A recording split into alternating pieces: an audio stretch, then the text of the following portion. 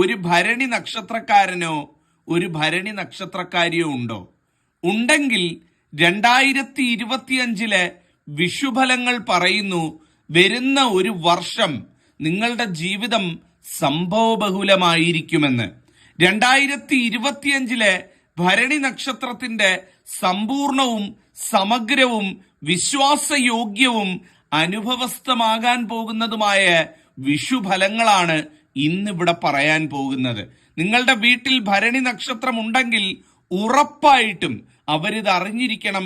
അവരുടെ ജീവിതത്തിൽ ഞാൻ ഈ പറയാൻ പോകുന്ന കാര്യങ്ങളൊക്കെ കറങ്ങിത്തിരിഞ്ഞു വന്ന് സംഭവിക്കുന്നതായിരിക്കും. എൻ്റെ പ്രവചനം തെറ്റില്ല. തീർച്ചയായിട്ടും ഇത് കേട്ടു നോക്കൂ, ഇത് മുഴുവനായും കേട്ടു നോക്കൂ, നിങ്ങൾക്കപ്പോൾ കാര്യം മനസ്സിലാകുന്നതാണ്. അപ്പം ദീർഘിപ്പിക്കുന്നില്ല, കാര്യത്തിലേക്ക് വരാം.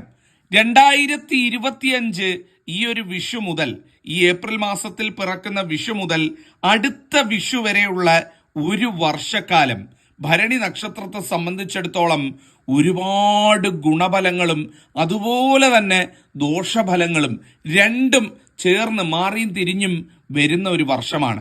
ദോഷങ്ങളൊക്കെ ഒഴിവാക്കാനുള്ള വഴി ഒറ്റമൂലി ഞാൻ നിങ്ങൾക്ക് ഈ വീഡിയോയുടെ അവസാനം പറഞ്ഞു തരാം. അതങ്ങ് ചെയ്താൽ മതി, ഒരു ദോഷവും ഏൽക്കത്തില്ല. 2025 ഭാഗ്യവർഷമായി തന്നെ നിലനിൽക്കുന്നതായിരിക്കും. ഈശ്വരാധീനം ഏറ്റവും കൂടുതലുള്ള ഒരു നക്ഷത്രമാണ് ഭരണി നക്ഷത്രം എന്ന് പറയുന്നത്. ജന്മം കൊണ്ട് തന്നെ ഈശ്വരാനുഗ്രഹം വേണ്ടുവോളം കിട്ടിയിട്ടുള്ള ഒരു നാളാണ് ഈ ഭരണി നാളെന്ന് പറയുന്നത്. ഭരണിയിൽ ജനിക്കുക എന്ന് പറയുന്നത് തന്നെ ഒരു ഭാഗ്യമായിട്ട് കണക്കാക്കാൻ സാധിക്കും. പലരും തെറ്റിദ്ധരിച്ചു വെച്ചിരിക്കുന്നത് ഭരണി അത്രയും നല്ല നാളൊന്നും അല്ല എന്നുള്ളതാണ്. എന്നാൽ അങ്ങനെയല്ല. ഭരണി എന്ന് പറയുന്നത് ജന്മം കൊണ്ട് തന്നെ വളരെ നല്ല ഒരു നക്ഷത്രമാണ് എന്നുള്ളതാണ്. ഈ ഒരു വിഷുഫലങ്ങളിലേക്ക് വരുമ്പം ഈ ഒരു ഭരണി നക്ഷത്രത്തെ സംബന്ധിച്ചിടത്തോളം മക്കളൊക്കെ ഉള്ള ഭരണിക്കാരാണ് എന്നുണ്ടെങ്കിൽ മക്കൾക്ക് വലിയ ഉയർച്ച ലഭിക്കുന്നത് ആ ഭരണി നക്ഷത്രക്കാരനോ നക്ഷത്രക്കാരിക്കോ കാണാൻ സാധിക്കും എന്നുള്ളതാണ്.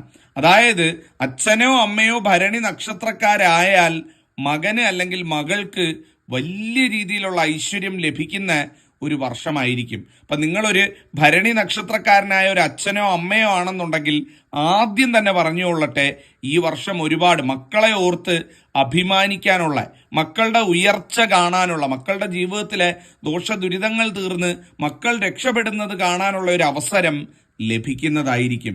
ഞാൻ പറഞ്ഞല്ലോ, ഈശ്വരാധീനമുള്ള ഒരു സമയം കൂടാണ്. അതുകൊണ്ട് തന്നെ ഏത് കാര്യത്തിന് ഇറങ്ങി പുറപ്പെട്ടാലും ഈശ്വരന്റെ ഒരു സഹായം, ഈശ്വരന്റെ ഒരു കയ്യ് എല്ലായിടത്തും വന്ന് നമ്മളെ സഹായിക്കും, ഭരണിക്കാരെ സഹായിക്കും. കാര്യവിജയം, ഇഷ്ടകാര്യലബ്ധി, ഉദ്ദിഷ്ടകാര്യസിദ്ധി, വർഷങ്ങളായിട്ട് മുടങ്ങിക്കിടക്കുന്ന കാര്യങ്ങൾ പുനരുജ്ജീവിപ്പിച്ച് വിജയിച്ചെടുക്കാനുള്ള അവസരം, ഇതൊക്കെ തെളിഞ്ഞു കിട്ടുന്ന സമയമാണ് ഭരണി നക്ഷത്രത്തിന് എന്ന് പറയുന്നത്.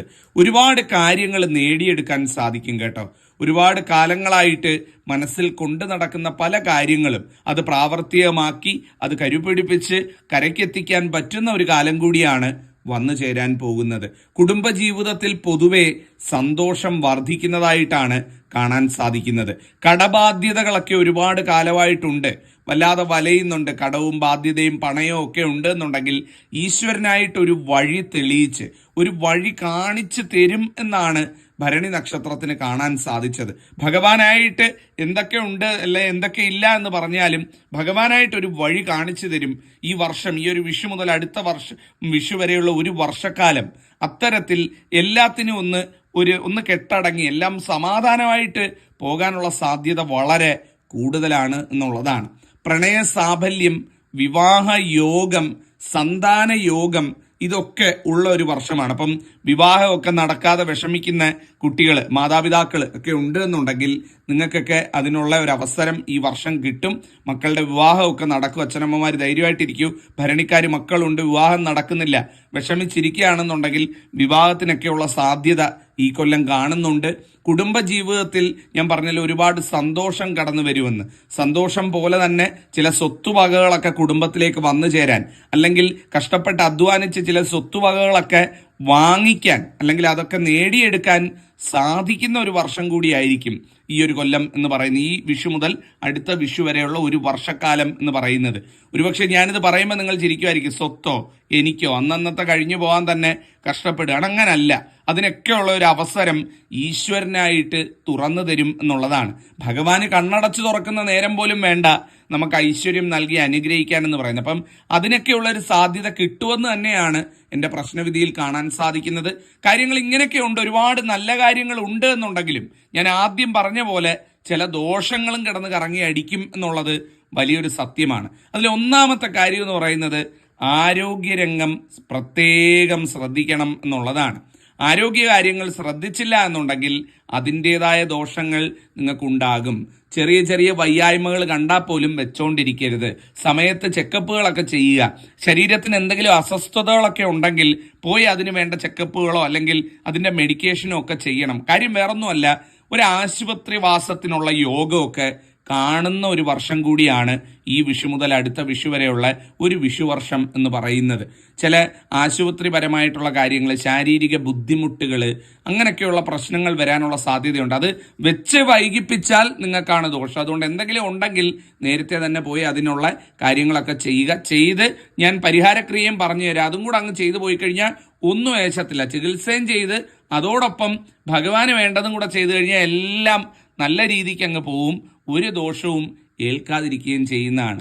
അതുപോലെ ജോലി ചെയ്യുന്ന സ്ഥലത്ത് നിങ്ങൾ ഈ ഭരണിക്കാർ ജോലിയൊക്കെ ഉള്ളവരാണ്, ഏതെങ്കിലും കർമ്മ മേഖലയായിട്ട് ബന്ധപ്പെട്ട് ജോലിയോ തൊഴിലോ അല്ലെങ്കിൽ ബിസിനസ്സോ എന്താണോ നിങ്ങൾ ഏർപ്പെടുന്ന കർമ്മ മേഖലയായിട്ട് ബന്ധപ്പെട്ട് ചില വഴക്കുകൾ ആ സ്ഥലത്ത് അല്ലെങ്കിൽ അവിടെയുള്ള ചില വ്യക്തികളുമായിട്ട് ചില അസ്വാരസ്യങ്ങൾ, അതുമൂലം ചില മനപ്രയാസങ്ങൾ, മേലധികാരികളുമായിട്ട് ചില പ്രശ്നങ്ങൾ, അതുമൂലം തൊഴിൽ വിട്ടെറിഞ്ഞ് പോകാനുള്ള ഒരു സാധ്യത, അല്ല തൊഴിൽ മാറാനുള്ള ഒരു സാധ്യത, അല്ലെങ്കിൽ തൊഴിൽ രംഗത്ത് വല്ലാത്തൊരു അങ്ങോട്ട് പോകുന്ന തന്നെ ഇഷ്ടപ്പെടാത്ത ഒരു അവസ്ഥ, ഇതൊക്കെ വരാനായിട്ടുള്ള സാധ്യത വളരെ കൂടുതലായിട്ട് കാണുന്നുണ്ട് കേട്ടോ. അങ്ങനെ എന്തെങ്കിലും അസ്വാരസ്യങ്ങളൊക്കെ ഉണ്ടെങ്കിൽ കഴിയുന്നതും മിതത്വം പാലിക്കുന്നതാണ്, ഒരുപാട് ഇതായിട്ട് പോകാതിരിക്കുന്നതാണ്. അതൊക്കെ നമുക്ക് തന്നെ തിരിഞ്ഞു കൊത്തുന്ന അല്ലെങ്കിൽ നമുക്ക് തന്നെ ദോഷമായിട്ട് വരുന്ന ഒരു കാലം കൂടിയാണ് കടന്നു വരാൻ പോകുന്നത്. ചില അപഖ്യാതികൾ കേൾക്കുക, ചില വഴക്കുകൾ ഉണ്ടാവുക, ചില തെറ്റിദ്ധാരണകൾ മൂലം ഉണ്ടാകുന്ന കലഹങ്ങൾ ഉണ്ടാകുക, അതുമൂലം തെറ്റിദ്ധാരണകൾ മൂലം ചില പഴികൾ കേൾക്കേണ്ടതായിട്ട് വരിക, ഇങ്ങനെയൊക്കെയുള്ള സാധ്യതകളുണ്ട്.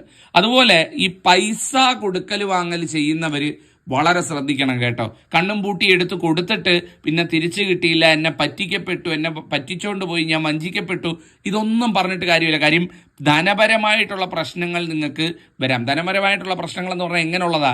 ആളുകൾ നിങ്ങളെ പറ്റിക്കുന്നത്, വാങ്ങിയാൽ തിരിച്ചു തരാത്തത്, വിശ്വസിച്ചെടുത്ത് കൊടുത്തിട്ട് സമയമാകുമ്പോൾ അത് തിരിച്ചു കിട്ടാതെ വരിക, അല്ലെങ്കിൽ കൊടുത്തത് വെള്ളത്തിലെറിഞ്ഞ പോലെ അങ്ങനെ ഇല്ലാതായി പോവുക, അല്ലെങ്കിൽ പിന്നെ തിരിച്ച് ഒരു രീതിയിലും ലഭിക്കാതിരിക്കുക, ചില കാര്യങ്ങളിൽ കൊണ്ടുപോയി റിസ്ക് എടുത്ത് ഇൻവെസ്റ്റ് ചെയ്തിട്ട് പണം മുഴുവൻ നഷ്ടപ്പെടുക. അപ്പോൾ അങ്ങനെയൊക്കെയുള്ള കാര്യങ്ങൾ ചെയ്യുമ്പം വളരെ ശ്രദ്ധിക്കണം. പ്രത്യേകിച്ചും ധനമിടപാടുകളുമായിട്ട് ബന്ധപ്പെട്ട് ബിസിനസ് ചെയ്യുന്നവർ സൂക്ഷിക്കേണ്ട ഒരു വർഷമാണ്. ഞാൻ പറഞ്ഞില്ല, കുടുംബജീവിതത്തിൽ ധനപരമായിട്ടുള്ള പ്രശ്നങ്ങളൊന്നും വരത്തില്ല, പക്ഷേ ഇതുപോലുള്ള കയ്യാങ്കളികൾക്ക് അല്ലെങ്കിൽ ഇതുപോലുള്ള റിസ്കുകൾക്ക് പോയി പെട്ടിട്ട് ആ റിസ്കിൽ ധനം നഷ്ടപ്പെടാനുള്ള സാധ്യത ഉണ്ടെന്നാണ് ഞാൻ പറയുന്നത്. അല്ലാതെ ജനറലായിട്ട് നിങ്ങൾക്ക് പണം നഷ്ടപ്പെടുകയോ അല്ലെങ്കിൽ ഉള്ള വരുമാനം അങ്ങനെയൊന്നും സംഭവിക്കത്തില്ല. അതെല്ലാം നല്ല രീതിക്ക് തന്നെ പോകും. പക്ഷേ ഇതുപോലെ പൈസ എടുത്തിട്ട് ഒരു വിശ്വാസത്തിൻ്റെ പുറത്ത് കണ്ണും പൂട്ടിയൊക്കെ കൊടുത്ത് ചെയ്യുന്നവർക്ക് അതിൻ്റേതായ ദോഷം വരുന്നതുമായിരിക്കും. തൊഴിൽപരമായിട്ട് അത്യാവശ്യം പ്രഷറൊക്കെ ഉണ്ടാകും, സ്ട്രെസ്സൊക്കെ ഉണ്ടാകും. അതൊക്കെ മാനേജ് ചെയ്ത് പോകണം. അങ്ങനെ പോകേണ്ട ഒരു വർഷം കൂടിയാണ് ഈ ഒരു വിഷു മുതൽ അടുത്ത വിഷു വരെയുള്ള ഒരു വർഷം എന്ന് പറയുന്നത്. അപ്പം ഇതിനൊക്കെ ഒരു മൊത്തത്തിൽ ഈ ദോഷങ്ങളൊക്കെ ഒന്ന് മാറി നിൽക്കാനായിട്ടുള്ള പരിഹാരവും ഞാൻ പറയാം. പരിഹാരം എന്ന് പറയുമ്പം ഒന്നാമത്തെ കാര്യം എന്ന് പറയുന്നത് എല്ലാ മാസവും ഈ ഒരു ഏപ്രിൽ മാസം തൊട്ട് എല്ലാ മാസവും നിങ്ങൾ വീട്ടിനടുത്ത് ശിവക്ഷേത്രം ഉണ്ടെങ്കിൽ ഭഗവാന് ഒരു ജലധാര നടത്തണം കേട്ടോ. ഭഗവാൻ എല്ലാ മാസവും മുടങ്ങാതെ എല്ലാ മാസവും ജലധാര നടത്തുക. നിങ്ങളുടെ ശാരീരികമായിട്ടുള്ള ബുദ്ധിമുട്ടുകൾ, വയ്യായ്മകൾ, നിങ്ങളെ ബാധിക്കുന്ന മറ്റു രീതിയിലുള്ള ഈ ബാധകളിൽ നിന്നുള്ള ഈ വീഡിയോയിലുടനീളം തിരുമേനി പറയുന്നത് ഭരണി നക്ഷത്രക്കാരുടെ പ്രത്യേകതകളെ പറ്റിയാണ്. അതായത് ഈ വിഷു മുതൽ അടുത്ത വിഷു വരെ ഈ നക്ഷത്രത്തിൽ ജനിച്ചവർക്ക് ഉണ്ടാകുന്ന ഗുണങ്ങളെ പറ്റിയാണ് പറയുന്നത്. മറ്റ് പൂർവ്വകാലങ്ങളിൽ നിന്നും വ്യത്യസ്തമായി ഇത്തവണ വളരെ വലിയ സൗഭാഗ്യങ്ങളും നേട്ടങ്ങളുമാണ് ഭരണി നക്ഷത്രക്കാരെ കാത്തിരിക്കുന്നത്. ചെറിയ ചെറിയ ദോഷങ്ങളുണ്ടെങ്കിൽ തന്നെ അവയ്ക്ക് പരിഹാരങ്ങളും ഉള്ളതായിട്ടാണ് തിരുമേനി പറയുന്നത്. മാത്രമല്ല അവരുടെ കർമ്മ മേഖലകളിലും കുടുംബജീവിതത്തിലും ആരോഗ്യ മേഖലകളിലുമെല്ലാം വളരെ ഗുണകരമായ കാര്യങ്ങളാണ് ഈ ഒരു വിഷുഫലത്തിലൂടെ തിരുമേനി പ്രതിപാദിക്കുന്നത്. വളരെ സന്തോഷകരമായ ജീവിതമാണ് ഇവർക്ക് ലഭിക്കാൻ പോകുന്നതെന്നാണ് തിരുമേനി ഇതിലൂടെ പറയുന്നത്. മാത്രമല്ല കർമ്മ മേഖലയിലുണ്ടാകുന്ന ഉയർച്ചയെപ്പറ്റിയും ജീവിതത്തിൻ്റെ നാനാ വിഭാഗങ്ങളിൽ നിന്നുള്ള പ്രശംസയെപ്പറ്റിയുമൊക്കെയാണ് തിരുമേനി ഇതിലൂടെ പ്രതിപാദിക്കുന്നത്. അങ്ങനെ നല്ല നല്ല ഫലങ്ങളാണ് ഭരണി നക്ഷത്രക്കാർക്ക് ഈ വർഷം ഉണ്ടാവാനുള്ളതെന്നാണ് തിരുമേനി പറയുന്നത്.